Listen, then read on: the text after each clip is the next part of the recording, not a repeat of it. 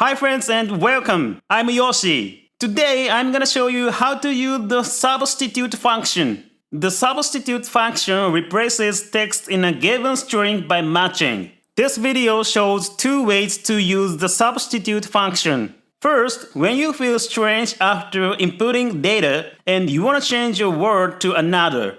For example, you want to convert data like asterisk John, asterisk Robert, asterisk Michael into man John, man Robert, man Michael. If data contains over 100, it is hard to change by hand, but the substitute function changes those easily.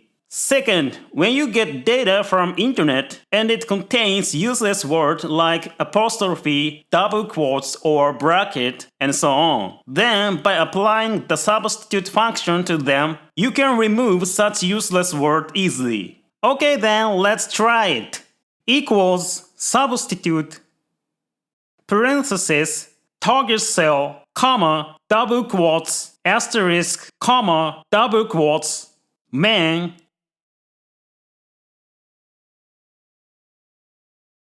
Enter, and drag the square at the right bottom corner to copy. Second, this is a case you want to remove useless double quotes enclosing a name. If you want to target double quotes, you must duplicate double quotes. I mean, you need 4 double quotes as second argument.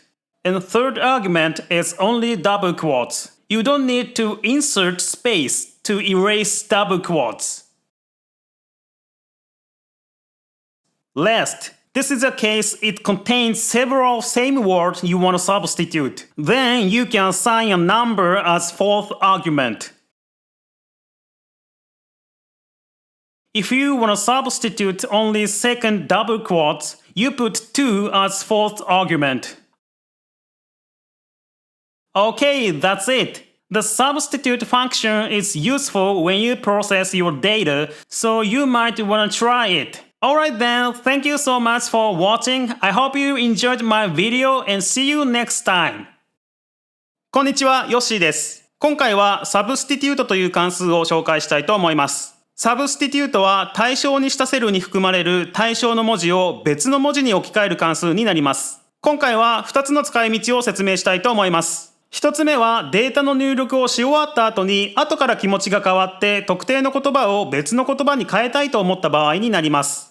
例えば、箇条書き形式でドット田中、ドット佐藤、ドット山田のように入力をしたけれども、後から考えが変わって営業部田中、営業部佐藤、営業部山田のようにデータを変えたいと思った場合、100人を超えるような規模になると手作業で入力し直していくというのはとても大変なことかと思いますが、サブスティテュートを使えばあっという間に変換をすることができます。そして2つ目の使い道としては、ネット上で拾ったデータで無駄な文字が入っているときにその無駄な文字を消すのにサブスティテュートを使うことができます。つまり無駄な文字を入力なしと置き換えるという使い方になります。例えば拾ってきたデータの言葉の頭にアポストロフィーが入っていたり、ダブルクォーテーションが入っていたり、鍵括弧が入っていたりした場合に、それらを取り除く作業をする際にサブスティテュートを使います。ということで早速実際に使っていきましょう。アスタリスクピカチュウ、アスタリスクライチュウ、アスタリスクサンダースといったデータがありますが、後からポケモンの名前の頭にポケモンのタイプを表示したくなったという例になります。一つ一つの頭に電気と入力していくのはセルが増えれば増えるほど大変ですので、サブスティテュートを使って一気に変換します。イコールサブスティテュート、括弧、対象とするセル、コンマ、ダブルクォーテーションで囲って変換したい文字、コンマ、ダブルクォーテーションで囲って変換後の文字と入力します。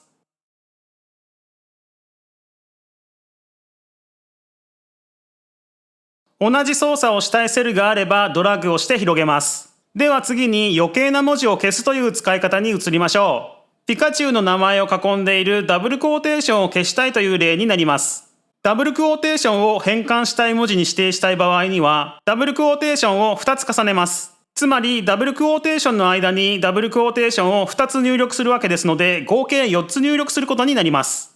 そして変換後の文字は何も入力したくないので、ダブルクォーテーションだけを書いて間に何も入れないで入力を終わりにします。